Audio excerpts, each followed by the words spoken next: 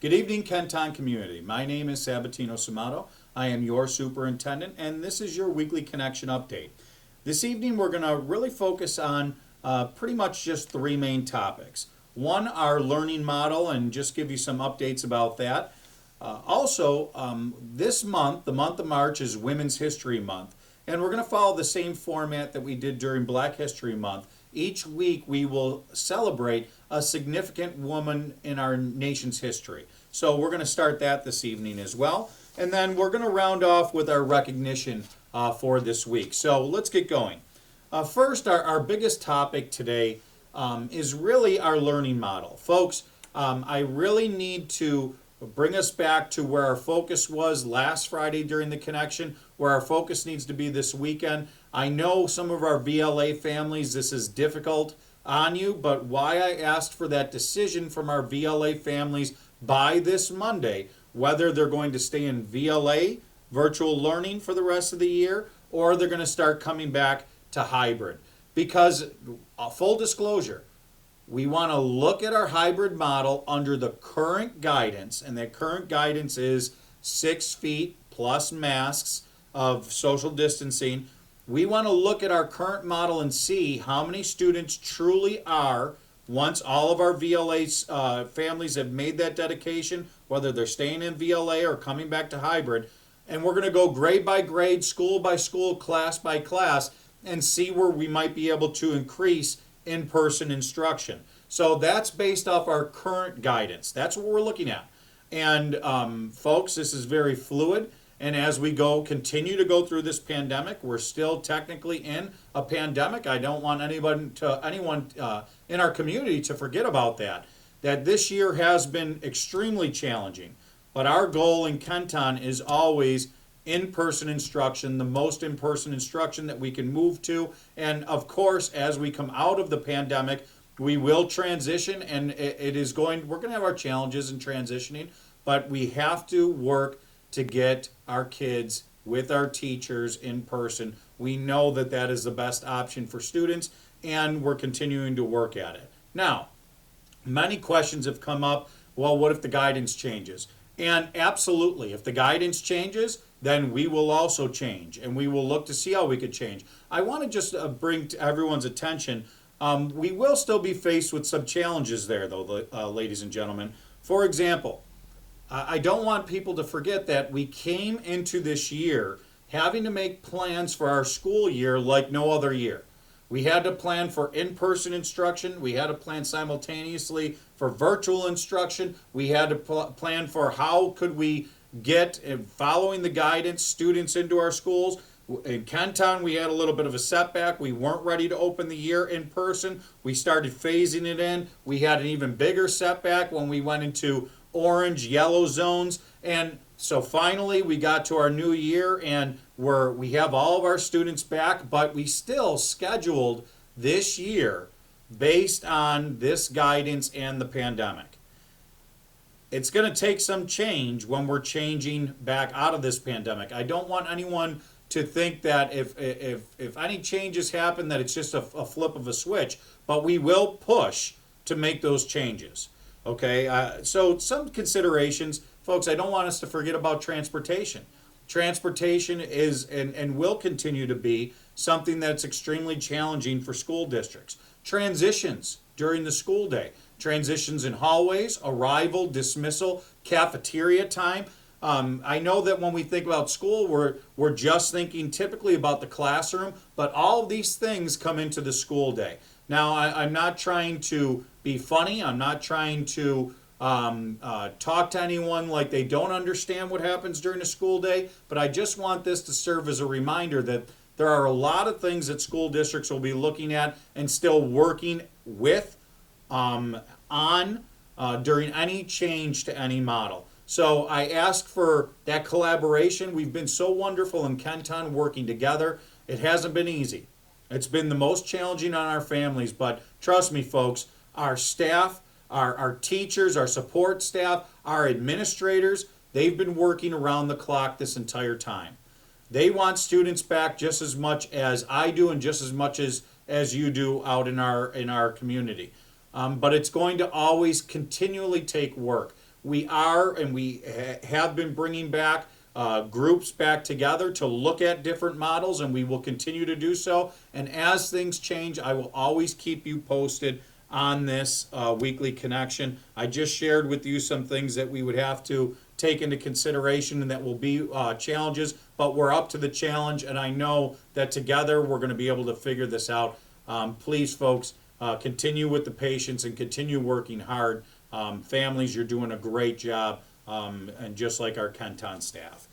And for our next topic, it's celebrating Women's History Month here in Kenton. And in recognition of the month of March, which is Women's History Month, we wish to recognize the contributions of those who have been instrumental in the women's rights movement. Today, we focus on Elizabeth Cady Statten, who was one of the earliest and most important leaders of the women's suffrage movement. Elizabeth Cady was born to a wealthy family in the city of Johnstown, New York. That's northwest of Albany, and this was in 1815. As a young woman, she often visited her cousin, who was an abolitionist and one of the secret committee of 6 that financed John Brown's raid on Harper's Ferry in 1859. This was a precursor to the Civil War.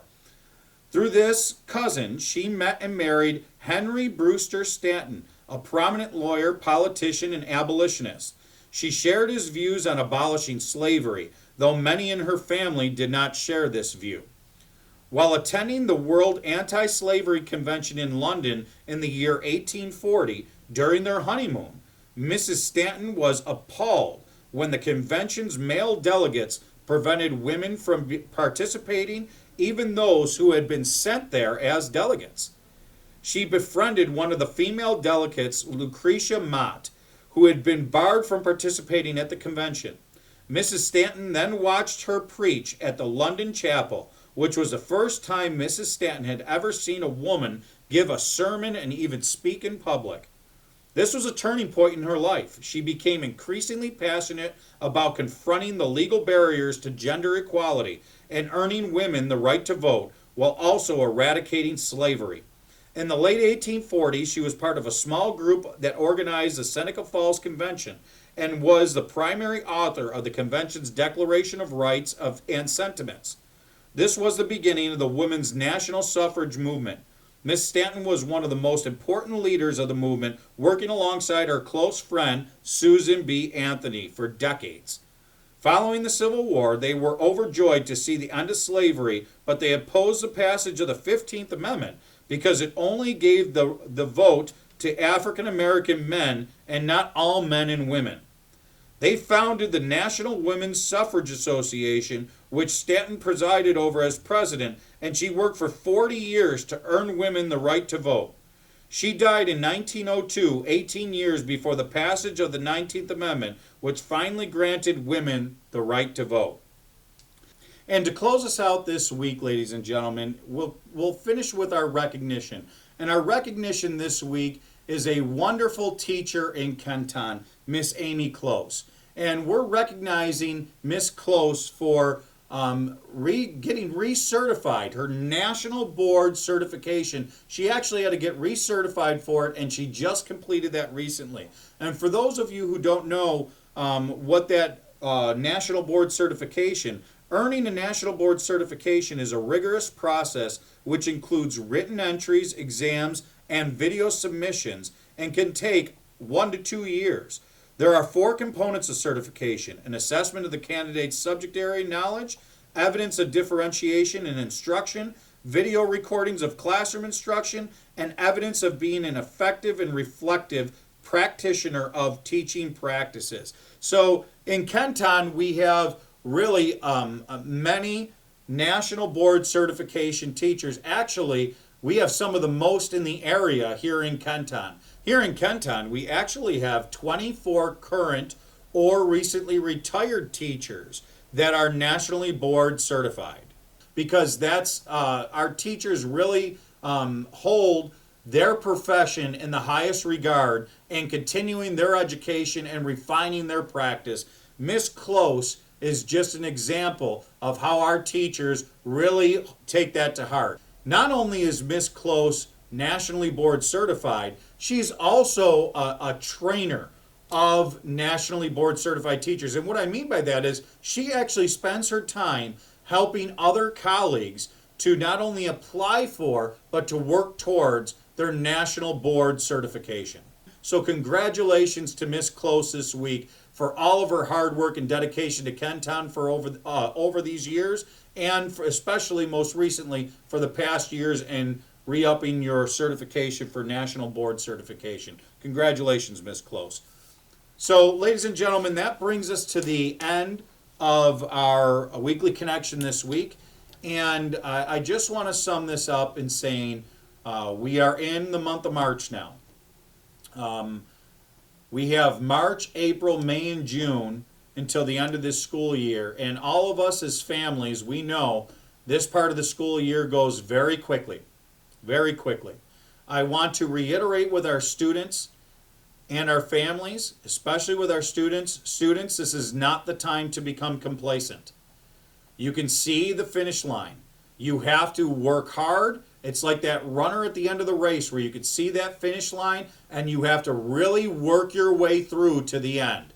You kick it into another gear. This is the time that you kick it into another gear. I promise you as a district, we're kicking it into another gear.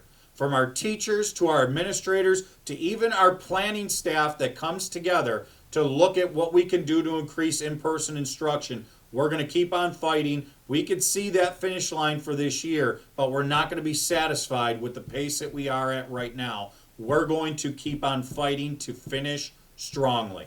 Because together, we are Kenton proud, we are Kenton strong, and we will continue to move Kenton forward. Thank you very much, everyone. Have a wonderful weekend.